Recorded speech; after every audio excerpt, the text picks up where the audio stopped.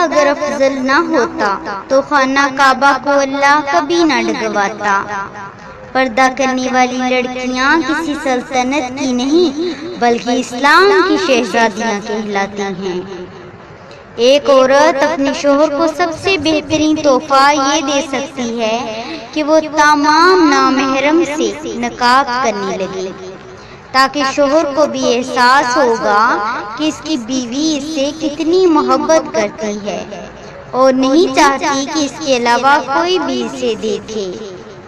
پردہ نظر کا ہوتا ہے، اسی سوچ نے آدھی انسانیت کو برباد کر کے رکھ دیا ہے۔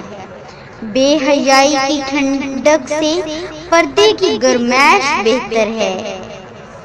میرا تعلق اس مذہب سے ہے، میرا تعلق اس مذہب سے ہے جس میں بیٹی گڑیا بھی خریدے نا تو سر پر دوپٹہ لیتی ہے۔ پردہ عورت کے چہرے کا ہوتا ہے، اگر چہرے پر نہ ہو تو سمجھ لیں عقل پر پڑا۔ جب بے پردہ ہو کر گھر سے باہر نکلتی ہے پھر وہ عورت نہیں بلکہ بہت سی بری نظروں کے لیے تفریح کی چیز بن جاتی ہے۔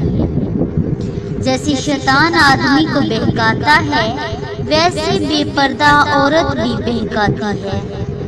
حجاب یا نقاب آپ کی پارسائی ثابت کرنے کے لیے نہیں بلکہ یہ بات اس کی دلیل ہے کہ آپ نے قرآن کی ایک آیت کو تھام رکھا ہے۔ ایمان والی عورت کا اصل زیور سونا چاندی نہیں بلکہ حیا اور پردہ ہے۔ اتنی گرمی میں حجاب کرنے والی لڑکیاں کسی شیرنی سے کم تو نہیں ہو سکتی۔ عورت کی بدصورتی یہ ہے کہ اس کی خوبصورتی ہر کوئی نہ دیکھے۔